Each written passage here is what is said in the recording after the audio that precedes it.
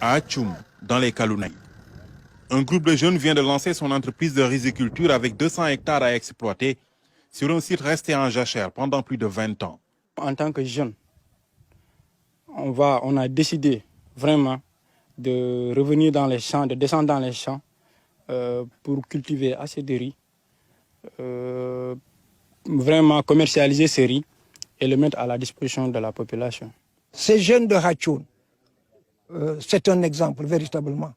Et je crois qu'il va falloir maintenir ce contact, un contact permanent, et instaurer avec eux un dialogue, mais un dialogue permanent, pour qu'ils se retrouvent. Ces jeunes ont démarré avec presque rien, mais peuvent compter sur l'appui conseil des services de l'État, comme la Sodagri.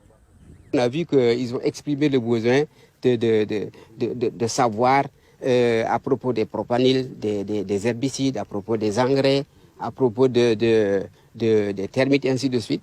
Donc l'appui que nous avons fait avec la mise en place de ce conseil-là, ça va leur aider, en tout cas à conduire les activités agricoles. Après Atchoum, la délégation du programme national d'autosuffisance en riz s'est rendue à Boutegol, où quelques 50 hectares de vallée sont emblavés. Nous avions constaté que les cultures sont abandonnées au fur et à mesure.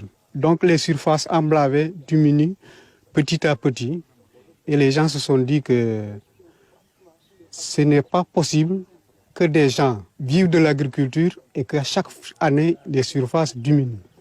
Là où nous sommes, c'est une vallée qui a été abandonnée il y a plus de 10 ans et que les populations se sont dit qu'il faudrait reprendre. Plus d'aménagement, plus de cession de semences, le défi pour le PNAR, c'est d'augmenter sensiblement la production. Qu'on avait une grosse difficulté tout le temps dans la région de Ziguinchor, c'est que le taux de cession était toujours très bas. On n'atteignait quasiment jamais 40% de taux de cession. Cette année, nous sommes déjà à 58% de taux de cession.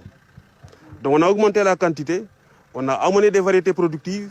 Le taux de cession déjà à mi-parcours est supérieur à ce que nous avons toujours obtenu.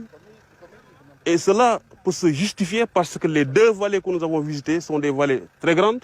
Le tracteur qui est en train de vrombir derrière moi montre en suffisance l'avancée que nous connaissons pour la riziculture ici au niveau de la Casamance. L'hivernage a bien démarré dans toute la Casamance. Avec l'augmentation substantielle des emblavures, les producteurs espèrent de bonnes récoltes.